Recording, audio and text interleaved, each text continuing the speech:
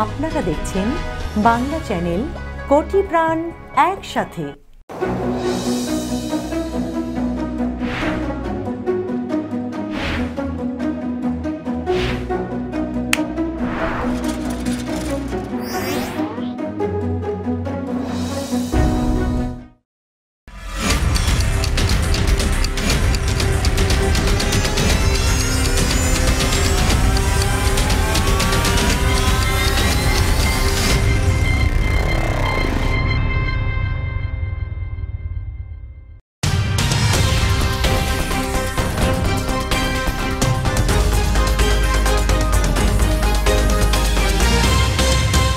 এখন দেখবেন বাংলা সংবাদ সৌজন্যে new Haque and sons, mega homes reality, রূপসীবাংলা.us, খামারবাড়ি, attorney Moin Chowdhury law firm PC এবং নিউ ইয়র্ক ইন্স্যুরেন্স ব্রোকারেজ। প্রিয় দর্শক, স্বাগত জানাচ্ছি বাংলা চ্যানেল সংবাদে। আপনাদের সঙ্গে আছি আমি রিফাত তাসনোভা। শুরুতেই জানিয়ে দেব শিরোনাম। যুক্তরাষ্ট্রের পরমাণু বোমার বিভাগ সহ বিভিন্ন গুরুত্বপূর্ণ দপ্তরে 9 মাস ধরে ভয়াবহ সাইবার হামলা, সতর্কতা জারি, নির্বিকার ট্রাম্প। তুষার ঝড়ে নাজেহাল যুক্তরাষ্ট্র, মহাসড়কে আটকা হাজার হাজার গাড়ি, 2 শতাধিক সড়ক দুর্ঘটনা, বিদ্যুৎ বিচ্ছিন্ন হাজারো গ্রাহক। দায়সারা দ্বিতীয় প্রণোদনা বিলে হতাশ নাগরিকরা, প্রয়োজনের সামান্যই মিটবে নতুন এই স্টিমুলাস, নতুন সরকারের কাছে বড় প্রত্যাশা।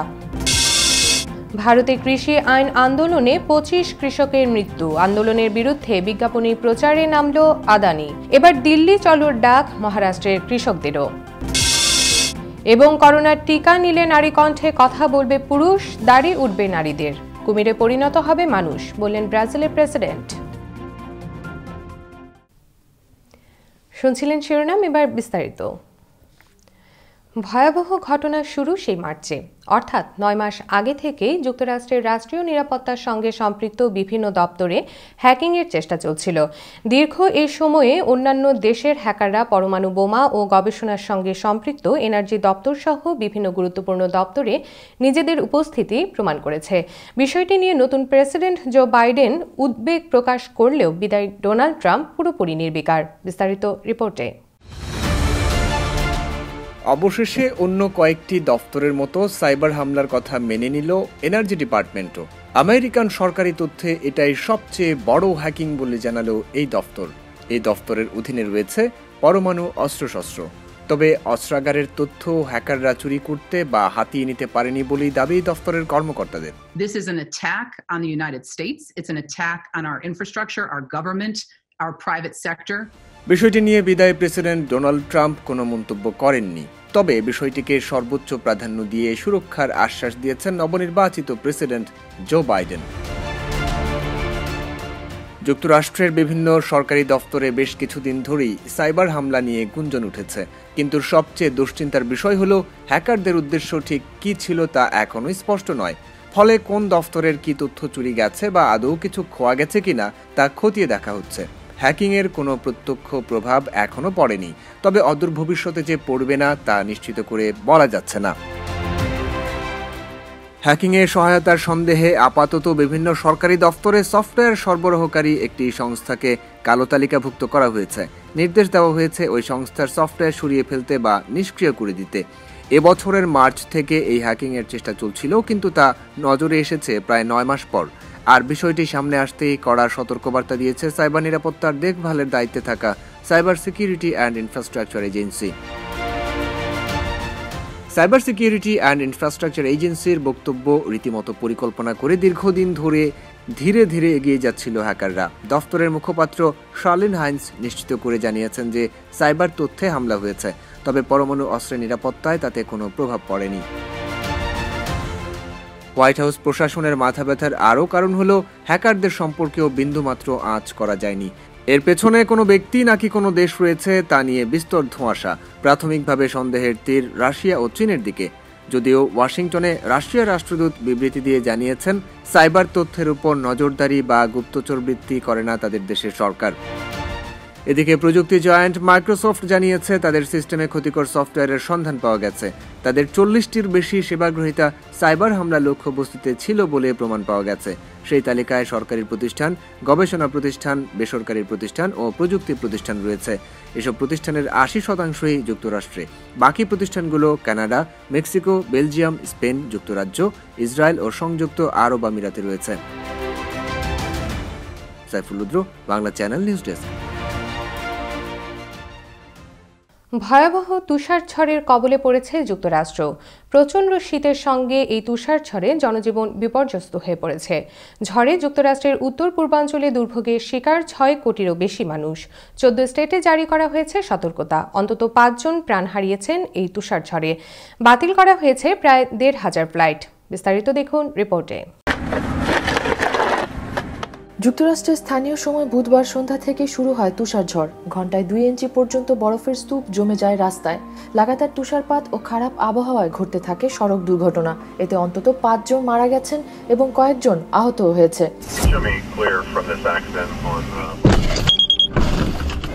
বুধ এবং বৃহস্পতিবারের 1300-রও বেশি ফ্লাইট বাতিল করা হয়েছে। নিউ ইয়র্ক সিটির মেট্রো এলাকা সহ আরও কিছু গণপরিবহন বন্ধ করে দেওয়া হয়।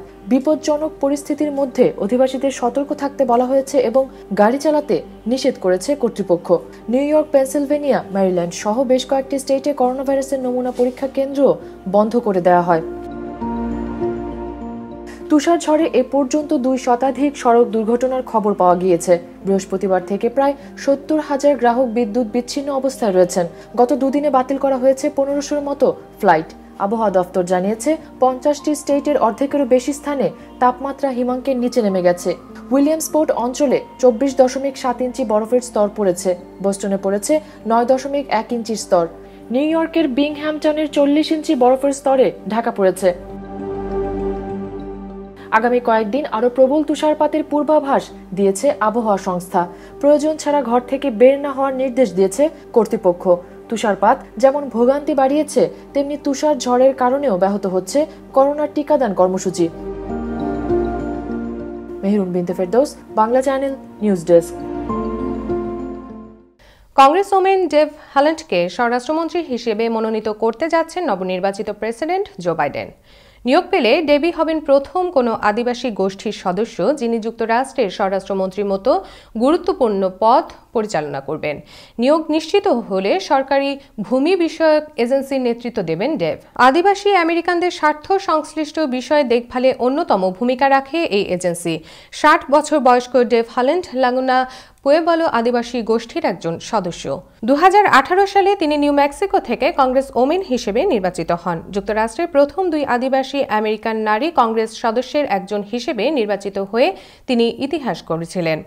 যুক্তরাষ্ট্রের মন্ত্রিপরিষদে প্রথম কোনো আদিবাসী আমেরিকান সদস্য হতে যাচ্ছেন ডেভ হ্যালেন্ড। যুক্তরাষ্ট্রের আদিবাসীদের অধিকার রক্ষার আন্দোলনকারী বিভিন্ন সংস্থা ও প্রগতিশীল ডেমোক্রেটিকরা ডেভকে মনোনীত করার দাবি জানিয়ে আসছিলেন। নানা জল্পনা কল্পনার পর অবশেষে করোনা মোকাবেলায় দ্বিতীয় নাগরিক প্রণোদনা সামনে এলেও হতাশ নাগরিকরা। একে অনেকে ছেলে ভোলানো বা দায়সারা প্রণোদনা বলেও মনে করছেন। 2 দলের মতবিরোধের মুখে শেষ পর্যন্ত যে একটা সমঝোতার হয়েছে তাতেও খুশি অনেকে। আমেরিকানরা এখন তাকিয়ে রয়েছেন বাইডেন সরকার এই ক্ষতি মোকাবেলায় কি করেন তার দিকে। বিস্তারিত দেখুন রিপোর্টে। করোনা ভাইরাস মহামারী সর্বশান্ত করেছে অনেক আমেরিকানকে। কাজ হারিয়ে বেকার এখন লাখ লাখ মানুষ। অনেকে ঘর ভাড়া বা দোকান ভাড়াও দিতে পারছেন না। অর্থনীতির বিশাল এই ধাক্কা সামাল দিতে প্রথম প্রণোদনাটা বেশ ভালোভাবে এলেও দ্বিতীয় প্রণোদনা নিয়ে নাটকীয়তার যেন কোনো শেষ ছিল না। প্রণোদনার পরিমাণ নিয়ে প্রধান 2 দলের নেতাদের রশি টানাটানিতে চিড়ে চ্যাপ্টা সাধারণ মানুষ। একটা সময় মনে হচ্ছিল ট্রাম্পের শেষ সময় বুঝি আর এটা হবেই না। প্রণোদনার এই দ্বিতীয় প্যাকেজ নিয়ে 2 দলের বিরোধের মুখে একটা অচল অবস্থা শুরু হয়েছিল। মূলত প্রণোদনার অঙ্ক নিয়েই গোল বেঁধেছিল। শেষ পর্যন্ত পরিস্থিতি বিবেচনায় 2 দল একটি সমঝোতায় পৌঁছাতে সম্মত হয়েছে। কোভিড-19 মোকাবেলায় দ্বিতীয় প্রণোদনা প্যাকেজ ঘোষণা না দিয়ে তারা বড়দিনের ছুটিতে বাড়ি যাবেন না, সে কথা তারা রেখেছেন। কিন্তু যা হয়েছে বা যতটুকু হচ্ছে তাতে হতাশ নাগরিকরা। That would put hundreds of billions of dollars into payroll support, testing, vaccine distribution, extended unemployment aid, safe schools. 16 December West ভার্জিনিয়ার ডেমোক্র্যাট সিনেটর জো মানচিন বলেন $500 থেকে $1200 চেক প্রদানের বিষয়টি অন্তর্ভুক্ত করেই প্রণোদনা প্যাকেজ চলতি সপ্তাহে পাশ হতে পারে। দ্বিতীয় প্রণোদনা প্যাকেজের যে দ্বিদলীয় প্রস্তাব তোলা হয়েছিল তা জো মানচিনি উত্থাপন করেছিলেন। মোট $90,800 কোটি এই প্যাকেজের প্রস্তাবে সরাসরি চেক দেওয়ার কোনো ব্যবস্থা রাখা হয়নি শুরুতে। প্যাকেজের পরিসরের পাশাপাশি এই বিষয় তখন বিতর্কের কেন্দ্রে চলে আসে। কয়েক মাস ধরে দ্বিতীয় প্রণোদনা প্যাকেজ নিয়ে দুই দলের মধ্যে বিতর্ক চলছিল। কেউ কাউকে ছাড় দিতে রাজি হচ্ছিল না। রিপাবলিকানদের শর্ত ছিল আসন্ন প্রণোদনা প্যাকেজটি অবশ্যই $1 লাখ কোটি নিচে থাকতে হবে, আর ডেমোক্র্যাটদের প্রস্তাব ছিল $3 ট্রিলিয়ন। শুরুতে এ নিয়ে দ্বন্দ্ব শুরু হয়। এছাড়া রিপাবলিকানরা ব্যবসায়ীদের সুরক্ষা দিতে চাইছিলেন, যা ডেমোক্র্যাটদের বিরোধিতার মুখে পড়ে, আর ডেমোক্র্যাটদের চাওয়া ছিল স্টেট ও স্থানীয় প্রশাসনের জন্য বাড়তি সহায়তা, যা রিপাবলিকানরা দিতে রাজি ছিল না। জো মানচিনের প্রস্তাবে এই দুটি বিষয়কে সমন্বয় করা হয়েছে। We have a responsibility to get this right. People's lives depend upon it. দ্বিতীয় স্টিমুলাসের প্রস্তাব অনুযায়ী $500 থেকে $1200 মতো অর্থ সরাসরি চেকের মাধ্যমে দেওয়া হবে। যাদের আয় বেশি তারা কম সহায়তা পাবে, যাদের আয় কম তারা বেশি সহায়তা পাবেন, আর যাদের আয় $95,000 বেশি তারা এই প্যাকেজ থেকে কোনো আর্থিক সহায়তা পাবেন না। এই প্যাকেজের আওতায় বেকার ভাতার সঙ্গে বাড়তি সহায়তা হিসেবে সপ্তাহে $300 করে আর্থিক সহায়তার চেক দেওয়া হবে। আগে এর পরিমাণ ছিল সপ্তাহে $600। এছাড়া ক্ষুদ্র ব্যবসায়ীদের সহায়তার জন্য রাখা হয়েছে $28,800 কোটি। এদিকে বিবাদগ্রস্ত ভাড়াটিয়াদের সাহায্যে $2,500 কোটি বরাদ্দ আদায় করতে সক্ষম হয়েছেন ডেমোক্র্যাটরা। পাশাপাশি চাইল্ড কেয়ারের জন্য 1,000 কোটি এবং পুষ্টি ও কৃষি খাতে ত্রাণ হিসেবে $2,600 কোটি বরাদ্দ রাখা হয়েছে প্রস্তাবে। বিলটি প্রক্রিয়াগত কারণে 18 ডিসেম্বরের মধ্যে পাশ হওয়া কঠিন। তবে কংগ্রেস নেতারা বলছেন জনস্বার্থে কিছু প্রক্রিয়াগত বিষয়ে ছাড় দেবেন তারা, যাতে বিলটি পাশ করে আংশিক শাটডাউন এড়ানো যায়। CM Shafiq, Bangla channel, news desk. এবার corona virus update. Vice president Mike Pence প্রকাশ্যে ফাইজার বায়োএনটেকের তৈরি করোনা ভাইরাসের টিকা নিয়েছেন। তার সঙ্গে টিকা নিয়েছেন তার স্ত্রী ক্যারেন ও সার্জন জেনারেল জারোমি অ্যাডামস। হোয়াইট হাউসের নির্বাহী কার্যালয় ভবনে তারা টিকা নেন। সেই দৃশ্য টেলিভিশনে সরাসরি দেখানো হয়। এক বিবৃতিতে হোয়াইট হাউস জানিয়েছে, টিকার সুরক্ষা ও কার্যকারিতা বিষয়ে আমেরিকানবাসীকে জানাতে ও তাদের আত্মবিশ্বাস বাড়াতেই এমন উদ্যোগ নেওয়া হয়েছে। তবে প্রেসিডেন্ট ডোনাল্ড ট্রাম্প টিকা নেবেন কিনা এখনও নিশ্চিত করেনি হোয়াইট হাউস। দাপ্তরিক সব আনুষ্ঠানিকতার পর যুক্তরাষ্ট্রের food and drug administration FDA মডার্নার তৈরি কোভিড-19 টিকা জরুরি ব্যবহারের অনুমোদন দিয়েছে। এর মাধ্যমে যুক্তরাষ্ট্রে করোনা ভাইরাস মোকাবিলায় দ্বিতীয় টিকার ব্যবহার শুরু হচ্ছে। এর আগে ফাইজারের উৎপাদিত টিকার অনুমোদন দেওয়ার পর এই টিকা দেওয়া শুরু হয়েছে। জরুরি ব্যবহারের জন্য দ্বিতীয় টিকা পাওয়ার পর যুক্তরাষ্ট্রে 1 কোটি নাগরিককে 2021 সালের মধ্যভাগের মধ্যেই টিকা দিতে পারবে। মডার্নার টিকাটিও ফাইজার টিকার মতো 2 ডোজ গ্রহণ করতে হবে। জরুরি অনুমোদনের পর দ্রুত জনগণের কাছে পৌঁছে দেওয়ার উদ্যোগ নেওয়া হয়েছে। মডার্নার টিকা ফাইজারের টিকা থেকে অন্তত 2টি ক্ষেত্রে সুবিধা দেবে। মডার্না টিকা সংরক্ষণ বা সরবরাহের জন্য চরম শীতল অবস্থা বজায় রাখতে হয় না। অতি শীতল অবস্থার জন্য এর সরবরাহ ও মজুদের জন্য বিশেষ রেফ্রিজারেটরের প্রয়োজন হয় না। করোনা ভাইরাসে মৃত্যুপুরী হয়ে ওঠা নিউ ইয়র্ক নগর আবারও লকডাউনের দিকে যাচ্ছে বলে মেয়র বিল ডি ব্লাজিও ইঙ্গিত করেছেন। এ সপ্তাহে এক সংবাদ সম্মেলনে তিনি শাটডাউনের জন্য নগরবাসীকে প্রস্তুত থাকার পরামর্শ দেন। মেয়র বিল ডি ব্লাজিও বলেন, করোনা মোকাবেলায় বিধিনিষেধ খুব শিগগিরই বলবৎ করা উচিত এবং নগরবাসীকে এখনই প্রস্তুত করা উচিত। সংবাদ সম্মেলনে মেয়র আরও জানান, করোনা ভাইরাস প্রতিরোধে টিকাদান কর্মসূচি শুরু হয়েছে। মেয়র হুঁশিয়ার করে বলেন, ভ্যাকসিন পুরোপুরি কার্যকর না হওয়া পর্যন্ত কোভিড-19 যে হারে নগরের বিভিন্ন এলাকায় ছড়িয়েছে তা মোকাবেলায় কঠোর বিধিনিষেধের প্রয়োজন হবে। 12 ডিসেম্বর পর্যন্ত 7 দিনের গড়ের ভিত্তিতে নভেম্বর পর্যন্ত করোনা ভাইরাস 5% নিচে ছিল, যা এখন 5.5% ছাড়িয়েছে। মেয়র বলেন, যাদের কর্মস্থলে গিয়ে কাজ করার প্রয়োজন নেই তাদের জীবনের নিরাপত্তার কথা নিশ্চিত করে ঘরে বসে কাজ করা উচিত। নিচ্ছি ছোট একটি বিরতি, ফিরে এসে থাকছে। ভারতে কৃষি আইন আন্দোলনে 25 কৃষকের মৃত্যু। আন্দোলনের বিরুদ্ধে বিজ্ঞাপনী প্রচারে নামল আদানি। এবার দিল্লি চলোর ডাক মহারাষ্ট্রের কৃষকদেরও। আমেরিকার সকল বাংলাদেশি ব্যবসায়ী ভোক্তা সমাজের প্রতি নিবেদন, স্কয়ার ফুড অ্যান্ড বেভারেজ লিমিটেডের পণ্য সামগ্রী, রাঁধুনি, রুচি ও চাষি ব্র্যান্ডের একমাত্র বৈধ আমদানিকারক এবং সরবরাহকারী নিউ হক অ্যান্ড সন্স। স্কয়ারের পণ্য সামগ্রীর যুক্তরাষ্ট্রেই আমরাই একমাত্র পরিবেশক। বাংলাদেশি কিছু অসাধু ব্যবসায়ী খুচরা বাজার থেকে মেয়াদোত্তীর্ণ পণ্য সরবরাহ করছে, তাই যুক্তরাষ্ট্রের সকল ব্যবসায়ী ভোক্তাদের অনুরোধ করা যাচ্ছে পণ্য ক্রয়ের পূর্বে new Haque and sons coding করা দেখে কিনুন। ফ্রেশ মাংস ও দেশি মাছ কেনার কথা ভাবছেন? আমরা শুধুই হালাল ফ্রেশ মাংস ও দেশি মাছ বিক্রি করি। জ্যাকসন হাইটসে আমরা নতুন, কিন্তু অন্যান্যদের সাথে আমাদের হালাল ফ্রেশ মাংস ও দেশি মাছের তুলনা করলেই বুঝতে পারবেন তাদের সাথে আমাদের পার্থক্য। আমরা নিশ্চিত আপনি একবার আমাদের মাছ মাংসের স্বাদ পেলে আর অন্য কোথাও যাবেন না। শুধু একবার আমাদের মাছ মাংস পরখ করে দেখুন। আপনাদের সুবিধার্থে আমরা এখন জ্যাকসন হাইটসের আপনা বাজারের ভিতরে। Mama's Halal meat and fish, 7220 37th avenue, Jackson Heights, New York 11372. Phone 718-685-2855.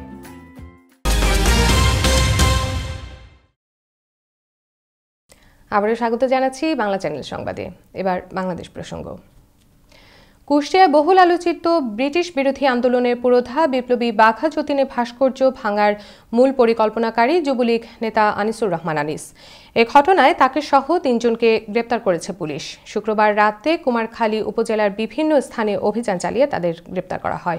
ওই যুবলীগ নেতার সঙ্গে কয়া মহাবিদ্যালয় কলেজের পরিচালনা পর্ষদ ও অধ্যক্ষের ব্যক্তিগত দ্বন্দ্বের জের ধরে ভাস্কর্য ভাঙচুরের ঘটনা ঘটেছে বলে প্রাথমিকভাবে নিশ্চিত করেছে পুলিশ। গ্রেপ্তারকৃতরা হল কয়া ইউনিয়ন যুবলীগের সভাপতি আনিসুর রহমান আনিস, সবুজ হোসেন ও হৃদয় আহমেদ। এর আগে বৃহস্পতিবার দিবাগত রাত 12:30টার দিকে কুষ্টিয়ার কুমারখালী উপজেলার কয়া গ্রামে অবস্থিত কয়া মহাবিদ্যালয় ভারতের স্বাধীনতা আন্দোলনের পুরোধা বিপ্লবী বাঘা যতীনের ভাস্কর্য ভাঙচুর করে কয়েকজন দুর্বৃত্ত। ডিসেম্বর মাসের শেষার্ধে এসে দেশে শৈত্যপ্রবাহ বইতে শুরু করেছে। পাল্লা দিয়ে কমছে তাপমাত্রা, বাড়ছে শীতের প্রকোপ। শুক্রবারের তুলনায় ঢাকার তাপমাত্রা শনিবার 3 ডিগ্রি কমে গেছে। শনিবার ঢাকায় সর্বনিম্ন তাপমাত্রা রেকর্ড হয়েছে 14.60 ডিগ্রি সেলসিয়াস। এদিন দেশের সর্বনিম্ন তাপমাত্রা রেকর্ড করা হয়েছে কুড়িগ্রামের রাজারহাটে 6.6 ডিগ্রি সেলসিয়াস, আর তেঁতুলিয়ায় সর্বনিম্ন তাপমাত্রা রেকর্ড করা হয়েছে 7.8 ডিগ্রি সেলসিয়াস, যা তেঁতুলিয়ার চলতি শীত মৌসুমে এখন পর্যন্ত সর্বনিম্ন তাপমাত্রা রেকর্ড। এছাড়া আগামীকাল থেকে দেশের মধ্যভাগে বিশেষ করে দক্ষিণাঞ্চলের তাপমাত্রা কমবে। এ মাসের শেষের দিকে অথবা জানুয়ারি প্রথম সপ্তাহে দেশের কোনো কোনো জায়গায় তাপমাত্রা 6 ডিগ্রি সেলসিয়াসের নিচে নেমে যেতে পারে। তখন তীব্র শৈত্যপ্রবাহ দেখা দিতে পারে বলেও আশঙ্কা করছে আবহাওয়া অধিদপ্তর। জয়পুরহাট শহরের পুরানা পৈলে লেভেল ক্রসিং রেলগেটে বাসে ট্রেনের ধাক্কায় 12 জন নিহত হয়েছেন। শনিবার সকাল 7টার দিকে পার্বতীপুর রাজশাহীগামী 32 নম্বর উত্তরা এক্সপ্রেস ট্রেনের ধাক্কায় এই দুর্ঘটনা ঘটে। এ সময় ক্রসিংয়ে দায়িত্বরত গেটম্যান ঘুমাচ্ছিলেন। বিস্তারিত দেখুন রিপোর্টে। শনিবার সকালে হিলি থেকে ছেড়ে যাওয়া ট্রেনটি জয়পুরহাটের পাঁচবিবি উপজেলা হয়ে রাজশাহী যাচ্ছিল। উপজেলার পুরানাপৈল রেল ক্রসিং অতিক্রম করার সময় একটি বাসের সঙ্গে সংঘর্ষের ঘটনা ঘটে। এরপর ট্রেনটি থেমে যায়। বাসটা প্রথমে রেল লাইনের উপরে উঠলো, ওঠার পরে একটু স্লো দিল ওখানে, আর সাইড থেকে ট্রেনের হুইসেল হলো। এই 20-30 সেকেন্ডের মধ্যে মনে করেন যে বাসটা একবারে উড়ে গেল সব। বাসকে দুমড়ে মুচড়ে নিয়ে আসে ফেলিছে, যেটা এর আগে কখনো জয়পুরহাটে ঘটেনি। আহত যাত্রীকে উদ্ধার করে হাসপাতালে দিয়ে আসছি এবং পরে রাস্তা এবং বাসের মধ্যে আরও 10টা ডেড বডি পাইছি। এই 10টাকেও আমরা মর্গে দিয়ে আসছি হাসপাতালে। তো তাদেরকে সরকারিভাবে যে সাহায্য সহযোগিতা করার বিষয় আছে সেটা আমরা করব। ট্রেনের ধাক্কায় বাসটি দুমড়ে মুচড়ে গিয়ে ঘটনাস্থলেই 10 জন নিহত হন। গুরুতর আহত হন 5 জন। পরে আরও 2 জনের মৃত্যুর খবর পাওয়া যায়। আহতদের প্রাথমিকভাবে জয়পুরহাট আধুনিক জেলা হাসপাতালে নেওয়া হয়। দুর্ঘটনার পর উত্তরাঞ্চলের সঙ্গে সারা দেশের রেল যোগাযোগ বন্ধ হয়ে যায়। জানা গেছে বাস ও ট্রেনের সংঘর্ষের সময় রেল ক্রসিংয়ের গেট খোলা ছিল, আর গেটম্যানও ঘুমিয়েছিলেন। জেলা পুলিশ সুপার মোহাম্মদ সালাম কবির এ তথ্য নিশ্চিত করেছেন। তিনি সাংবাদিকদের বলেন, রেল ক্রসিং খোলা ছিল, গেটম্যান ঘুমিয়েছিলেন। রেল ক্রসিং খোলা দেখে বাস চালক রেল লাইন পার হওয়ার চেষ্টা করলে এ দুর্ঘটনা ঘটে। Kanis Fatema Nipa, Bangla channel news desk. এবার আন্তর্জাতিক সংবাদ।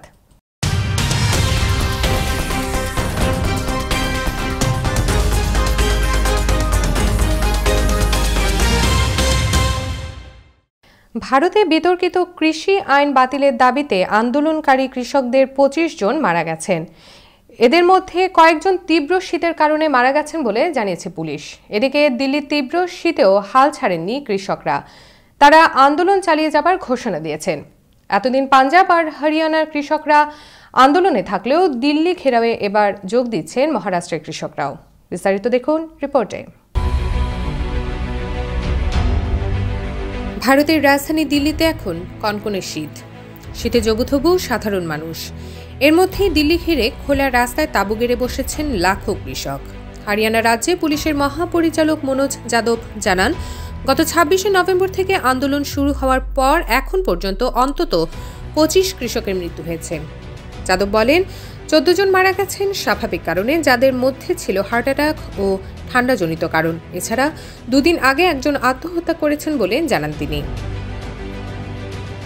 পুলিশ কর্মকর্তা আরও জানান, আন্দোলনে অংশ নিতে পাঞ্জাব ও দিল্লি থেকে আসার পথে সড়ক দুর্ঘটনায় অন্তত ১০ জনের মৃত্যু হয়েছে। তবে আন্দোলনের নেতা দর্শন পাল বলেন, মৃতের সংখ্যা হবে অন্তত ৩৫। তিনি বলেন, তারা কালো আইনের বিরুদ্ধে সংগ্রাম করতে গিয়ে মারা গেছেন।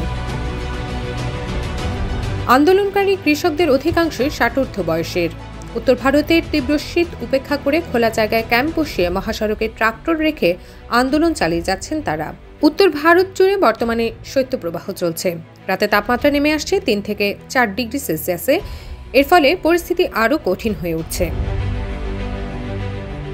এদিকে প্রধানমন্ত্রী মোদীর কট্টর সমর্থক আদানি গোষ্ঠী আন্দোলনরত কৃষকের বিরুদ্ধে পাল্টা বিজ্ঞাপনী প্রচারে নেমেছে। পাঞ্জাব সহ উত্তর ভারতের বিভিন্ন প্রকাশনী সংস্থায় বিজ্ঞাপন দিয়ে তারা জানিয়েছে, এটা দুর্ভাগ্যের, যখন একটি সংস্থা কৃষকদের মঙ্গলের জন্য কাজ করছে তখন সেই সংস্থার নামে অপবাদ দিচ্ছে কায়েমি স্বার্থান্বেষীরা। অন্যদিকে কৃষক আন্দোলন দিল্লি থেকে অন্যত্র ছড়িয়ে পড়েছে। মহারাষ্ট্রের কৃষকরা দিল্লি চলো ডাক দিয়েছে। আগে লক্ষ্য করা গিয়েছিল মহারাষ্ট্রের কৃষকদের লং মার্চ করতে। সেবার দাবি আদায় কাঠফাটা রোদে হেঁটেছিলেন কৃষকরা। এবার অবশ্য হাড় কাঁপানো শীতে দিল্লি অভিমুখে রওনা দিচ্ছে তারা। এভাবে মহারাষ্ট্র থেকে ১০০০ কিলোমিটার পেরিয়ে লাখো কৃষক পৌঁছবে দিল্লি সীমান্তে।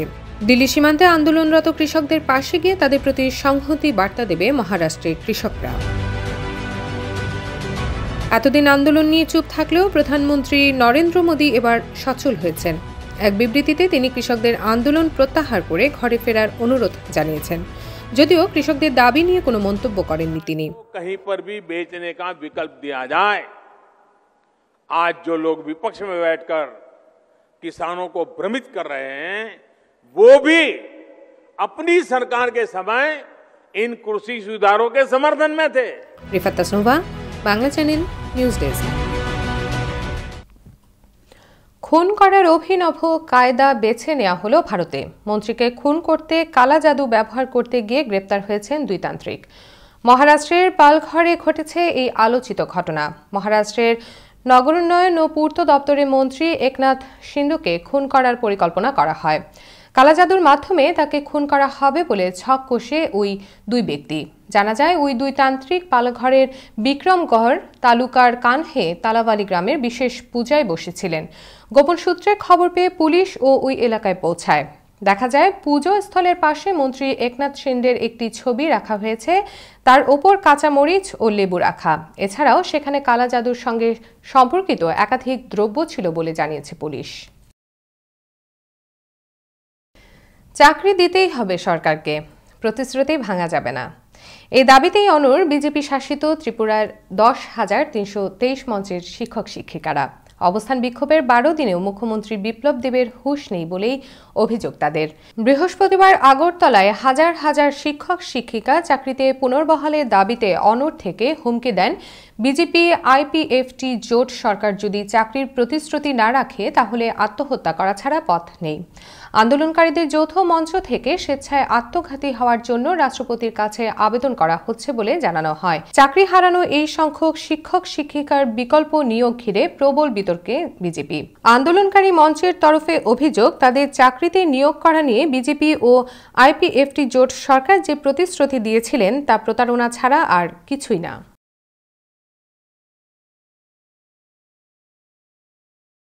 নিচে আরও একটি বিরতি, ফিরে এসে থাকছে করোনার টিকা নিলে নারী কণ্ঠে কথা বলবে পুরুষ, দাঁড়িয়ে উঠবে নারীদের, কুমিরে পরিণত হবে মানুষ, বললেন ব্রাজিলের প্রেসিডেন্ট।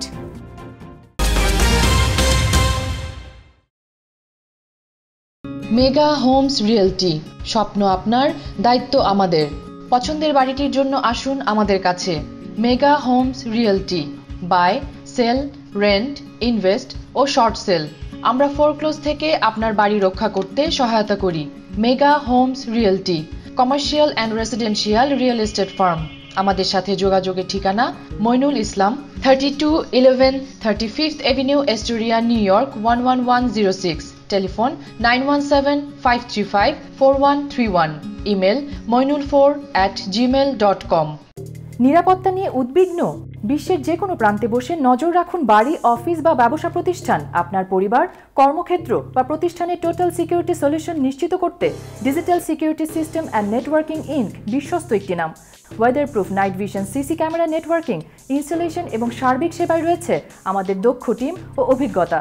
যোগাযোগ করুন MD Ziaur Rahman Chowdhury Litu, 16709 hillside avenue, second floor, sweet 2A, Jamaica, new York 11432। Cellphone number 9418223090। Email lituchaudhuri2009@yahoo.com। আপনার নিশ্চিন্ত নিরাপত্তা আমাদের স্বস্তি।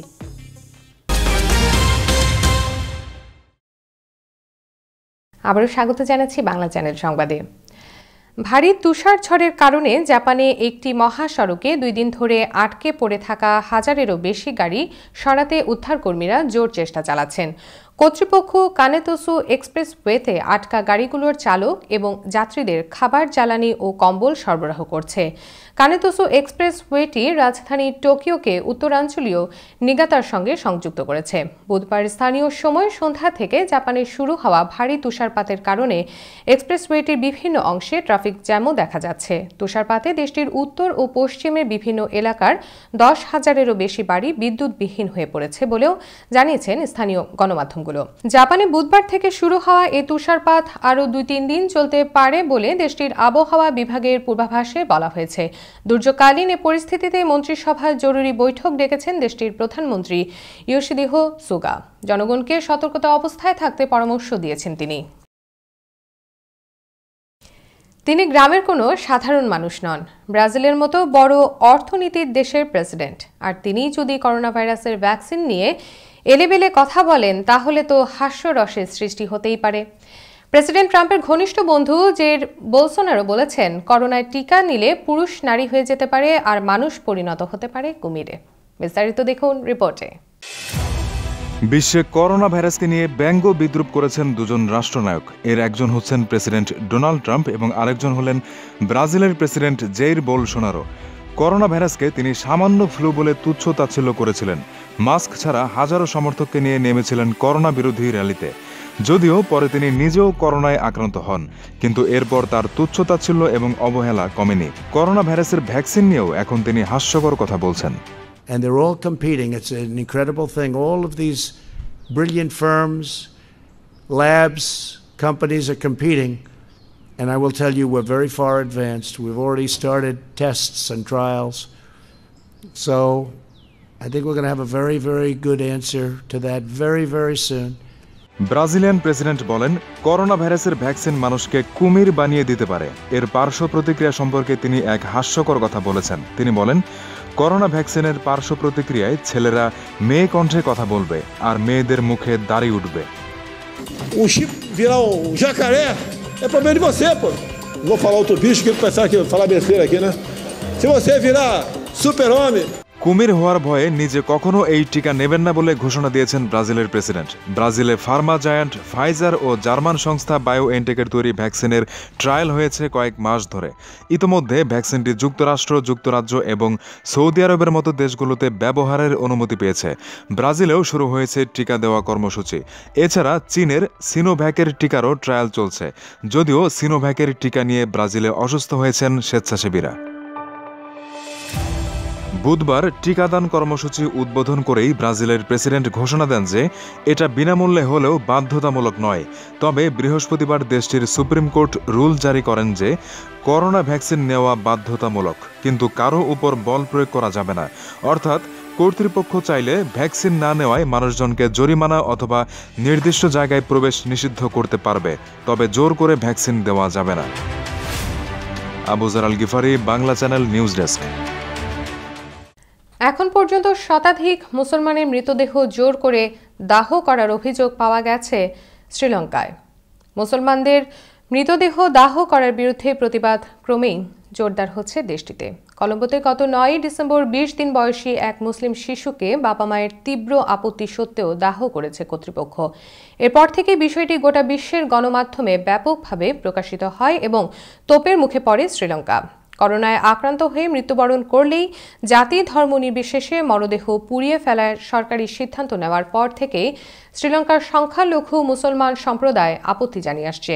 গোতাবায়া রাজাপাকসের সরকার মুসলমানদের ধর্মীয় স্পর্শকাতরকে ইচ্ছা করে অবজ্ঞা করছে বলে অভিযোগ উঠেছে। এবার প্রবাস সংবাদ।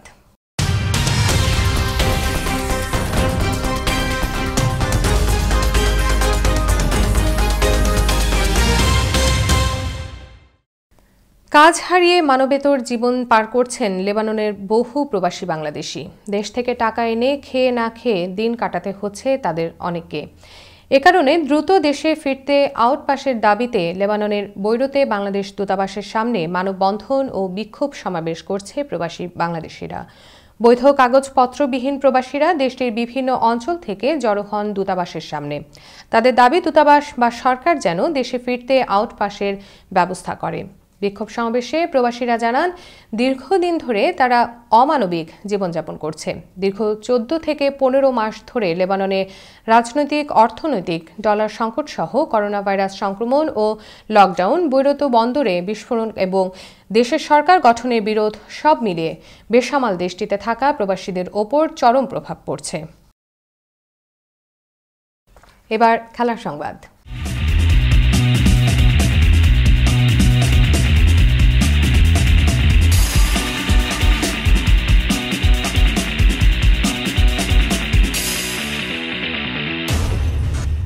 টেস্ট ক্রিকেটের ইতিহাস সর্বনিম্ন স্কোর এখন ভারতের। অ্যাডিলেড ওভালে অস্ট্রেলিয়ার বিরুদ্ধে 36 রানে 9 উইকেট হারানোর পর চোট পেয়ে মোহাম্মদ সামি মাঠ ছাড়ার ভারতীয় ইনিংস শেষ হয়ে যায়।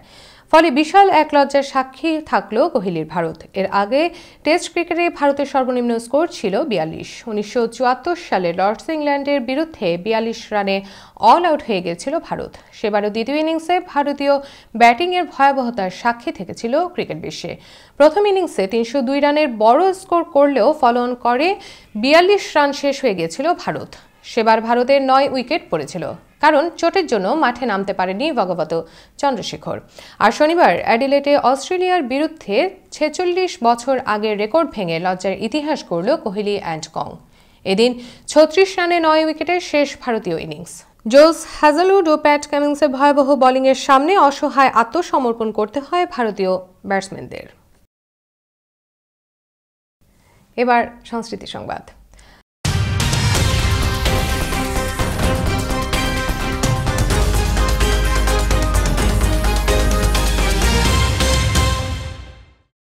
বলিউডের জনপ্রিয় অভিনেতা অক্ষয় কুমার ভারতের সর্বোচ্চ পারিশ্রমিক প্রাপ্ত অভিনেতাদের মধ্যে গত কয়েক বছর ধরে শীর্ষস্থানে রয়েছেন তিনি।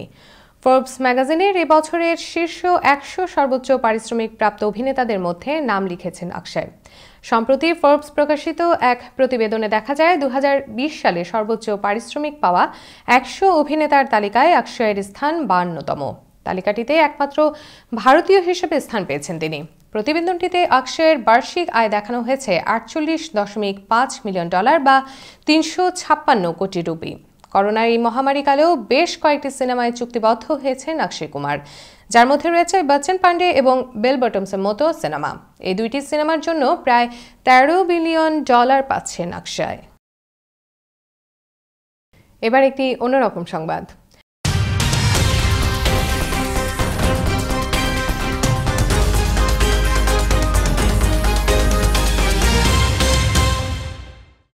জলবায়ু পরিবর্তন আর বিষাক্ত গ্রিন হাউস গ্যাসেই শেষ হয়েছিল আমাদের প্রতিবেশী গ্রহ শুক্রের প্রাণ। গবেষকরা বলছেন একসময় গ্রহটির অবস্থা ছিল ঠিক আমাদের মতোই, এখানে রয়েছে তার কিছু চিহ্ন।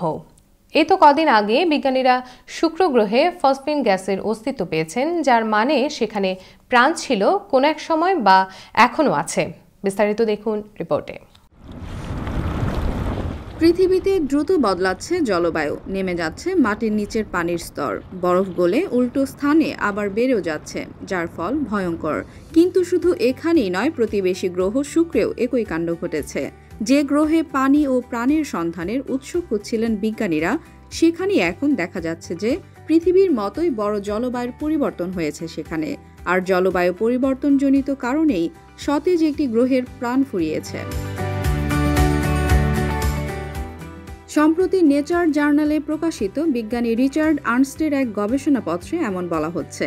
গবেষণার সঙ্গে যুক্ত বিজ্ঞানীরা বিষয়টি সম্পূর্ণরূপে সুনিশ্চিত করার জন্য শুক্র গ্রহের পৃষ্ঠতলের পাথর নিয়েও পরীক্ষা শুরু করেছেন।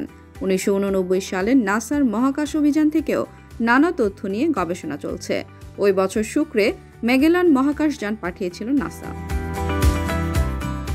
শুক্রে যে প্রাণের অস্তিত্ব থাকতে পারে কিংবা পৃথিবীর মতো একটি জলবায়ু আছে, তা নিয়ে আগেও বিস্তর গবেষণা হয়েছে। 2016 সালে নাসার প্রতিবেদনে জানানো হয়েছিল শুক্র গ্রহের মধ্যে জলের অস্তিত্ব থাকতে পারে। এক্ষেত্রে বাসযোগ্য জলবায়ুরও সামান্যতম হলেও সন্ধান মিলেছে। কম্পিউটার মডেলিংয়ের মাধ্যমে এই তথ্য তুলে ধরা হয়। এই বছরের শুরুতে একটি গবেষণা সূত্রে জানা গিয়েছিল শুক্রের ঘন মেঘে ফসফিনের অস্তিত্ব রয়েছে। এই ফসফিন গ্যাসের মাধ্যমেই জীবের ইঙ্গিত পাচ্ছিলেন মহাকাশ গবেষকরা। অনেকের ধারণা ছিল এটি কোনো এলিয়েন বা অণুজীবের কাজও হতে পারে। তারা এই ফসফিন গ্যাস উৎপাদন করতে সক্ষম। মহাকাশ বিজ্ঞানীদের একাংশের অনুমান ছিল কোনো অগ্নুৎপাতের জেরেও শুক্রের পৃষ্ঠতলে বা মেঘে ফসফিন বা সালফার ডাইঅক্সাইডের উপস্থিতি লক্ষ্য করা যেতে পারে। সেক্ষেত্রে কোনো জীবের অস্তিত্ব থাকলে তার বিলুপ্তি পর্যন্ত ঘটতে পারে বলে দাবি তাদের। বর্তমানে পৃথিবীরও বড় চ্যালেঞ্জ হলো জলবায়ুর পরিবর্তন। কিন্তু আজ পৃথিবী যে পরিস্থিতির শিকার, বহু বছর আগে আমাদের প্রতিবেশী গ্রহ শুক্র হয়তো একই পরিস্থিতির শিকার হয়েছিল। বহু বছর আগে পৃথিবীর মতো একটি বাসযোগ্য জলবায়ু ছিল শুক্রের, কিন্তু কার্বন ডাইঅক্সাইডের মতো ক্ষতিকর গ্রিনহাউস গ্যাসের প্রভাবে সবকিছু ধ্বংস হয়ে যায়। এর জলাশয়গুলি হয় শুকিয়ে যায়, নয়তো বাষ্পীভূত হয়ে যায়। ধীরে ধীরে সমস্ত কিছু নিঃশেষ হয়ে যায়। তমা Chowdhury, Bangla channel, news desk. দর্শক, এই ছিল বাংলা চ্যানেল সংবাদে। শেষ করার আগে শিরোনামগুলো জানিয়ে দিচ্ছি আরও একবার। যুক্তরাষ্ট্রের পরমাণু বোমার বিভাগ সহ বিভিন্ন গুরুত্বপূর্ণ দপ্তরে 9 মাস ধরে ভয়াবহ সাইবার হামলা, সতর্কতা জারি নির্বিকার ট্রাম্প। তুষার ঝড়ে নাজেহাল যুক্তরাষ্ট্র, মহাসড়কে আটকা হাজার হাজার গাড়ি, 2 শতাধিক সড়ক দুর্ঘটনা, বিদ্যুৎ বিচ্ছিন্ন হাজারো গ্রাহক। দায়সারা দ্বিতীয় প্রণোদনা বিলে হতাশ নাগরিকরা, প্রয়োজনে সামান্যই মিটবে নতুন এই স্টিমুলাস, নতুন সরকারের কাছে বড় প্রত্যাশা। ভারতে কৃষি আইন আন্দোলনে 25 কৃষকের মৃত্যু, আন্দোলনের বিরুদ্ধে বিজ্ঞাপনী প্রচারে নামল আদানি। এবার দিল্লি চলোর ডাক মহারাষ্ট্রের কৃষকদেরও। এবং করোনার টিকা নিলে নারী কণ্ঠে কথা বলবে পুরুষ, দাড়ি উঠবে নারীদের, কুমিরে পরিণত হবে মানুষ, বললেন ব্রাজিলের প্রেসিডেন্ট। দর্শক, প্রতিদিন বাংলা চ্যানেল রাতের সংবাদ দেখুন নিউ ইয়র্ক সময় রাত 9টায় এবং বাংলাদেশ সময় সকাল 8টায়। এছাড়াও বাংলা চ্যানেল বাংলাদেশ সংবাদ দেখুন নিউ ইয়র্ক সময় বেলা 12টা এবং বাংলাদেশ সময় রাত 11টায়। নিয়মিত বাংলা চ্যানেল দেখতে চোখ রাখুন ফেসবুক, ইনস্টাগ্রাম, টুইটার ও ইউটিউব চ্যানেলেও, অথবা লগ ইন করুন www.banglaChannel24.com। দর্শক, করোনা ভাইরাস মহামারীর সময় সুরক্ষিত থাকতে 20 সেকেন্ড ধরে হাত ধোয়ার অভ্যাস চালু রাখুন। প্রয়োজনে হ্যান্ড স্যানিটাইজার ব্যবহার করুন।